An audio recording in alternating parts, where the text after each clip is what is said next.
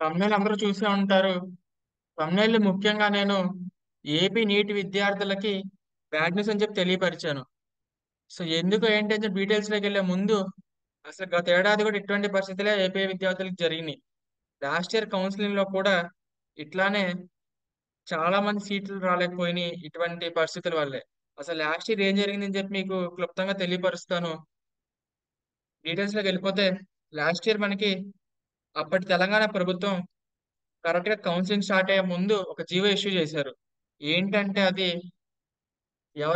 ఎక్కడైతే తెలంగాణలో అంటే స్టేట్ బైఫర్కేషన్ అయిపోయిన తర్వాత 2014 తర్వాత ఎక్కడెక్కడ కొత్త మెడికల్ కాలేజెస్ వచ్చినాయో తెలంగాణలో ఆ కాలేజెస్ లో అన్నిటిలో కూడా తెలంగాణ విద్యార్థులకి 85% సీట్స్ రిజర్వ్ చేస్తూ అప్పటి తెలంగాణ ప్రభుత్వం ఉత్తర్వులు జారీ చేసింది. అంటే స్టేట్ బైఫర్కేషన్ అయిన తర్వాత వచ్చిన ప్రతి కాలేజ్ కూడా ఆ 85% సీట్స్ కూడా తెలంగాణ విద్యార్థులకే సొంతం అవుతాయి. దీంట్లో ఏపీ విద్యార్థులు జాయిన్ అవడానికి లేదు ఆ 15% సీట్స్ లో అని చెప్పి క్లియర్ గా ఒక జీవో ఇష్యూ చేశారు. తర్వాత మళ్ళీ ఏపీ ప్రభుత్వం కూడా అట్లాగనే 2014 తర్వాత వచ్చిన ఏపీలో వచ్చిన కాలేజెస్ లో అన్నిట్లో కూడా ఏపీ విద్యార్థులే అని చెప్పి జీవో ఇష్యూ చేశారు. అసలు ఏపీ ప్రభుత్వం జీవో ఇష్యూ చేసి ఉండకపోవాల్సింది గత ప్రభుత్వం అప్పుడు ఇష్యూ చేయడం వల్ల ఏమైందనంటే మనకి ఏపీలో 2014 తర్వాత వచ్చిన కాలేజెస్ చాలా తక్కువ. సో 2023లో 5 కాలేజెస్ వచ్చినాయి మెడికల్ కాలేజెస్ గవర్నమెంట్ కి సంబంధించి అంటే సెల్ఫ్ ఫైనాన్స్ కూడా దాంట్లో ఉన్నాయి. అవి ఒక 5 తర్వాత ఒక ప్రైవేట్ కాలేజెస్ వచ్చినాయి ఒక 3 to 4 ప్రైవేట్ కాలేజెస్ వచ్చినాయి మధ్యలో 3 to 4 or 4 to 5. అలాగే ఏసీఎస్ఆర్ నెల్లూరు ఒకటి వచ్చింది. ఇట్లా కొన్ని మట్టుకే వచ్చినాయి ఏపీలో అంతకని ఎక్కువ రాలేదు. అదే తెలంగాణతో కంపేర్ చేసుకుంటే తెలంగాణకు సుమారు 2014 తర్వాత 20 to 25 కాలేజెస్ దాకా వచ్చినాయి. Excluding private only government colleges 20 to 25 దాకా వచ్చినాయి ఎక్స్క్లూడింగ్ ప్రైవేట్. ఇంకా ప్రైవేట్ కూడా ఎక్కువే వచ్చినాయి అక్కడ ప్రైవేట్ కూడా చాలానే వచ్చినాయి. సో దీనివల్ల ఏంటంటే అక్కడ సీట్స్ ఎక్కువ ఉన్నాయి ఇక్కడ సీట్స్ తక్కువ ఉన్నాయి. 2014 తర్వాత ఎక్కువ కాలేజెస్ వచ్చింది తెలంగాణలో. సో ఈ కాలేజెస్ అన్నిటిలో కూడా 2022 వరకు ఏపీ విద్యార్థులు కూడా జాయిన్ అయ్యే వెసులుబాటు ఉంది. కరెక్ట్ గా లాస్ట్ ఇయర్ కౌన్సిలింగ్ టైం కి ఏపీ విద్యార్థులు జాయిన్ అవడానికి వీల్లేదని చెప్పి జీవో ఇష్యూ చేశారు. తద్వారా చాలా భారీ నష్టం జరిగిందని చెప్పుకోవచ్చు. ఎందుకంటే ఇంకా ఒక చాలా మంది సీట్స్ రావాల్సి ఉండగా కూడా సీట్స్ రాని పరిస్థితి ఏపీ విద్యార్థులకి. ముఖ్యంగా AU university AU AU university reason పరిధిలో ఉన్న విద్యార్థులకి తీవ్రంగా నష్టం జరిగింది. ఎందుకంటే వాళ్ళ కట్ ఆఫ్ అనేది విపరీతంగా ఉంటుంది. అందులో సీట్స్ లేవు. తెలంగాణ సీట్స్ కూడా పోయినాయి. అదొక ఆస్పెక్ట్. ఇక రెండో ఆస్పెక్ట్ ఏంటంటే మనకి 2023 సంవత్సరంలో ఏపీలో 5 ప్రభుత్వ వైద్య కళాశాలలు ప్రభుత్వం శాంక్షన్ చేసి అకాడమిక్ ఇయర్ కింద స్టార్ట్ చేసింది లాస్ట్ ఇయర్. ఈ 5 కాలేజెస్ ఏమైందనంటే మనకి ఒక కాలేజ్ 150 సీట్స్ చొప్పున మొత్తం 750 సీట్స్ తో వచ్చినాయండి కాలేజెస్. సో దీంట్లో 4 ఏయూ రీజన్ పరిధిలో రాగా ఒకటి ఎస్వియు రీజన్ పరిధిలో వచ్చింది. అది కూడా నంద్యాల కాలేజ్ ఇది. నంద్యాల ఎస్వియు రీజన్ పరిధిలో వచ్చింది ఇది. సో మిగతా 4 కూడా ఏయూలో వచ్చినాయి. ఏంటంటే 4 వచ్చేసరికి ఒకటి మచిలీపట్నంలో వచ్చింది, ఒకటి ఏలూరులో వచ్చింది, ఒకటి రాజమండ్రిలో వచ్చింది, అలాగే ఒకటి విజయనగరంలో వచ్చింది. సో ఇట్లాగా లాస్ట్ ఇయర్ 5 కాలేజెస్ వచ్చినాయి. 4 ఏయూకి వచ్చినాయి, ఒకటి ఎస్యూలో వచ్చింది. అయితే ఇక్కడ ఏం జరిగిందనంటే పర్ కాలేజ్ 150 సీట్స్ వచ్చినాయి బానే ఉంది. టోటల్ 750 సీట్స్ వచ్చినాయి. ఆ 750లో 600 సీట్స్ ఏమో ఏ రీజన్ లో రాగా 150 సీట్స్ వచ్చేసరికి ఎస్యూలో వచ్చినాయి. సో అయితే ఏమంటున్నారు ఓకే తెలంగాణ సీట్స్ పోయినాయి అది భారీ నష్టం వాటిల్లింది. కనీసం ఏపీలో కొద్దిగా మేలు చేసినట్టు ఉండిద్ది 600 సీట్స్ వచ్చినప్పుడు. కొద్దిగా కట్ ఆఫ్ అంటే కొద్దిగా బార్డర్ లో ఉన్న వాళ్ళు కొద్దిగా కవర్ అయిద్దని చెప్పి అందరూ భావించి ఉన్నారు. కానీ అప్పుడు సడన్ గా ఇంకొక జీవో ఇష్యూ చేశారు ఏపీ ప్రభుత్వం సంబంధించి. ఈ ప్రతి కాలేజీలో కూడా మొత్తం 150 సీట్స్ ఉన్న నేపథ్యంలో ప్రతి కాలేజీ 150 సీట్స్ ఉంటాయి కదండి. సో ఈ 150 సీట్స్ లో 50% ఏ కేటగిరీ కింద 50% బీఈసీ కేటగిరీ కింద ఇచ్చారండి. 50% ఏ కేటగిరీ 50% ఏమో సెల్ఫ్ ఫైనాన్స్ సీట్స్ కింద ఇచ్చారు. తద్వారా 100% సీట్లలో 50% మటుకి ఏ కేటగిరీ మిగతా 50% మటుకి సెల్ఫ్ ఫైనాన్సింగ్ కోటా కింద ఇచ్చారు. దీనివల్ల ఏంటంటే 50% సీట్స్ పోయినాయి. ఇది పక్కన పెడితే ఈ మిగతా ఈ 150 సీట్స్ లో మళ్ళీ సెంట్రల్ గవర్నమెంట్ అంటే సెంట్రల్ కోటా కూడా వెళ్ళిపోతుంది. సెంట్రల్ కోటా ఆల్ ఇండియా కోటాకి వెళ్ళిపోతుంది. ఆల్ ఇండియా కోటాకు సుమారు 22 సీట్లు వెళ్ళిపోయినాయి ఈ 150 సీట్స్ నుంచి. తద్వారా మిగిలిన సీట్స్ 128 సీట్స్ మటుకు మిగిలిన మనకి సంబంధించి దీనికి సంబంధించి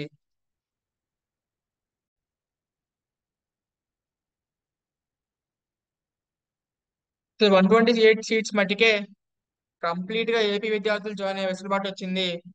22 సీట్లు ఆల్ ఇండియా కోటాకి వెళ్ళిపోయినాయి అండి. సో 22 సీట్స్ ఏమో ఆల్ ఇండియా కోటాలోకి వెళ్ళిపోయినాయి. సో మిగతా 128 సీట్స్ లో మటుకి ఏపీ విద్యార్థులు జాయిన్ అవ్వచ్చు. అయితే 128 సీట్స్ లో కూడా మనకి స్ప్లిట్ ఆఫ్ వచ్చేసింది. 50% అంటే 64 సీట్స్ మటుకి ఏ కేటగిరీ, మిగతా 64 సీట్స్ మటుకి బి అండ్ సి కేటగిరీ అంటే సెల్ఫ్ ఫైనాన్సింగ్ కింద ఇచ్చారు. తద్వారా సగానికి పైగా సీట్లు నష్టం వాటిల్లింది ఏపీ విద్యార్థులకి. సో ఈ రెండు బ్యాడ్ న్యూస్ల వల్ల లాస్ట్ ఇయర్ కట్ ఆఫ్ సగటున ఏయూ రీజన్ సంబంధించి ఓసీ విద్యార్థికి 540 ఆ రేంజ్ లో ఉన్న కట్ ఆఫ్ 550, 551 దగ్గర ఆగింది వెళ్ళి. సో దీని వల్ల కట్ ఆఫ్ 10 నుంచి 15 మార్కులు పెరిగింది లాస్ట్ ఇయర్. అనుకున్నారు కానీ 10 నుంచి 15 మార్కులు పెరిగింది. సో ఇది ఒక భారీ నష్టంగా వాటిల్లింది లాస్ట్ ఇయర్ విద్యార్థులకు మటుకి. సో వాళ్ళందరూ కూడా మళ్ళీ తిరిగి లాంగ్ టర్మ్ చేయడం కానీ లేదంటే చాలా మంది బి కేటగిరీకి వెళ్ళటం కానీ ఇట్లా చేసి ఉన్నారు. అది పరిస్థితి. ఈ ఇయర్ అయితే ముఖ్యంగా మనకి ఈ ఇయర్ ఏం జరిగిందని చెప్పి చాలా మందికి అనుమానం రావచ్చు. సో డీటెయిల్స్ లోకి వెళ్తాం దాని గురించి కూడా. ఒకసారి డీటెయిల్స్ లోకి వెళ్ళిపోతే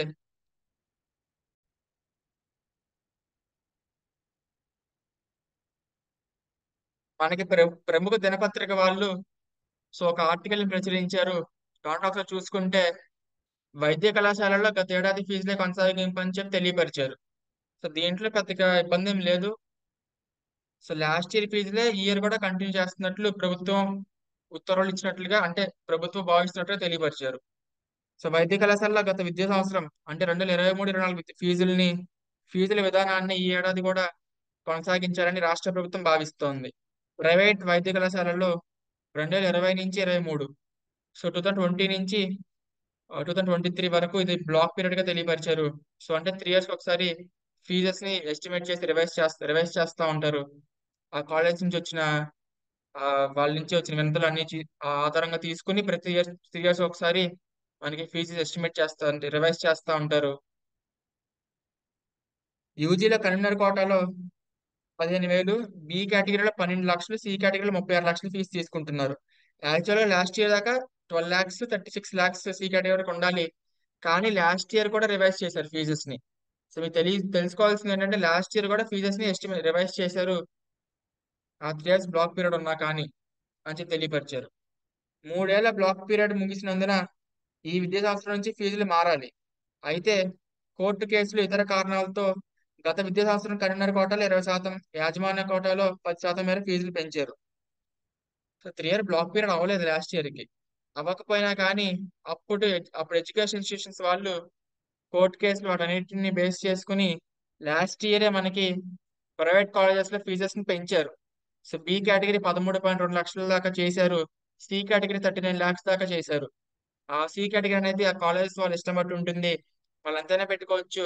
కానీ బి కేటగిరీ మనకి ఫిక్స్డ్ రేట్ కింద 13.2 lakhs కింద చేసి ఉంచారు. లాస్ట్ ఇయర్ ఇది ఎంత పెంచేశారు. ఇలాగే పీజీ ఫీజుల్లోనూ మార్పులు జరిగాయి. కిందటి విద్యా సంవత్సరంలో జరిగిన మార్పులను యథావిధంగా ఈ విద్యా సంవత్సరం అనుసరించే అవకాశం ఉంది. 2023-24 ప్రారంభమైన 5 ప్రభుత్వ వైద్య కళాశాలల్లోని B category self financing, C category రన్నర్ కోటా సీట్లకు గత విద్యా సంవత్సరం ఫీజును యథావిధిగా కొనసాగించబోతున్నారని చెప్పి తెలియపరిచారు. దీంట్లో మీకు క్లారిటీగా అర్థం చేసుకోవాల్సింది ఏంటంటే ప్రారంభమైన 5 ప్రభుత్వ వైద్య కళాశాలల్లో బి కేటగిరీ సెల్ఫ్ ఫైనాన్సింగ్ మరియు సి కేటగిరీ రన్నర్ కోటా సీట్లకు గత విద్యా సంవత్సరం ఫీజులే యథావిధంగా కొనసాగించబోతున్నారని చెప్పి తెలియపరిచారు. అంటే లాస్ట్ ఇయర్ వచ్చిన 5 కాలేజెస్ లో మచిలీపట్నం, విజయనగరం, ఏలూరు, రాజమండ్రి, నంద్యాల ఈ 5 కాలేజెస్ కూడా ఇప్పుడు గవర్నమెంట్ మారింది ఏపీలో. ఆ సెల్ఫ్ ఫైనాన్సింగ్ సీట్స్ రద్దు చేస్తారని చెప్పి అందరూ భావించున్నారు. కానీ రద్దు చేయట్లేదు అట్లే మనకు తెలిసిపోతుంది. సో సెల్ఫ్ ఫైనాన్స్ సీట్స్ అనేవి రద్దు చేయరని చెప్పి మనం భావించుకోవచ్చు. సో ఎందుకంటే క్లియర్ గా మెన్షన్ చేశారు ఈ ఆర్టికల్లో. ఆ ఫీజు అనేది అట్లానే కొనసాగిస్తారని చెప్పి తెలియపరిచారు. ఆ 64 లాస్ట్ ఇయర్ లాగానే ఆ సీట్స్ అనేవి అట్లా కొనసాగుతూ ఉంటాయి తప్ప అవి ఏ కేటగిరీ అయితే కన్వర్ట్ అవ్వవు. ఆ సెల్ఫ్ ఫైనాన్సింగ్ కిందే ఉంటాయని చెప్పి క్లారిటీగా మెన్షన్ చేశారు. తద్వారా చాలా మందికి ఎవరైతే గొడవలు చేశారు, మరి దీని గురించి ప్రభుత్వం మళ్ళీ స్పందిస్తే బాగుంటుంది. కానీ లాస్ట్ ఇయర్ లాగానే ఈ ఇయర్ కూడా 5 కాలేజెస్ లో యథావిధిగా సీట్లు కొనసాగించబోతున్నారు. ఇది ఒక బ్యాడ్ న్యూస్ అయితే, ఇంకొక బ్యాడ్ న్యూస్ ఏంటంటే ఆల్రెడీ తెలియపరిచాను కూడా అది. మరోవైపు 2024-25 విద్యా సంవత్సరంలో ప్రవేశాల కోసం దరఖాస్తు చేసిన పాడేరు, పులివెందుల, ఆదోని, నంద్యాల, మదనపల్లి కళాశాలలకు ఎన్ఎంసీ అనుమతి నిరాకరించింది. గత ప్రభుత్వం నిర్వాహకంతో ఫ్యాకల్టీ నియామకాలు పూర్తి స్థాయిలో నిర్మాణాలు జరగకపోవడంతో ఎన్ఎంసీ ప్రవేశాలకు అనుమతించలేదని చెప్పి తెలియపరిచారు. సో ముఖ్యంగా ఈ ఏడాదికి బ్యాడ్ న్యూస్ ఏంటనంటే లాస్ట్ ఇయర్ వచ్చిన 5 కాలేజెస్ లో సెల్ఫ్ ఫైనాన్సింగ్ మరియు ఎన్ఆర్ఐ కోటా కొనసాగించడం ఒక బ్యాడ్ న్యూస్ అయితే, ఇంకొకటి ఈ ఇయర్ వచ్చే రావాల్సిన 5 కాలేజెస్ కూడా పర్మిషన్ రాకపోవటం, ఈ రెండు కూడా చాలా తీవ్రమైన ప్రభావం వస్తుంది. ఎందుకంటే ముఖ్యంగా ఏయూ విద్యార్థులకి చాలా తీవ్రంగా నష్టం వాటిల్లే ప్రమాదం ఉంది. అంటే కట్ ఆఫ్స్ మీద మరి చూద్దాం ఏం జరిగిద్దో. కౌన్సిలింగ్ ఇంకా స్టార్ట్ అవ్వలేదు కాబట్టి కౌన్సిలింగ్ స్టార్ట్ అయ్యేంత వరకు మన 5 కాలేజెస్ కి పర్మిషన్స్ వస్తాయా రావా అని చెప్పి కూడా మనకు తెలియాల్సి ఉంది. వస్తే మటుకు కొద్దిగానే మనకి కొద్దిగా కట్ ఆఫ్స్ తగ్గే అవకాశం ఉంటుంది. అంటే బార్డర్ లైన్ వాళ్ళు కొద్దిగా సీట్స్ వచ్చే అవకాశం ఉంటుంది. లేదు అంటే మరి లాస్ట్ ఇయర్ లాగానే ఎవరేం చేయలేని పరిస్థితి. సో ఇది. Thank you.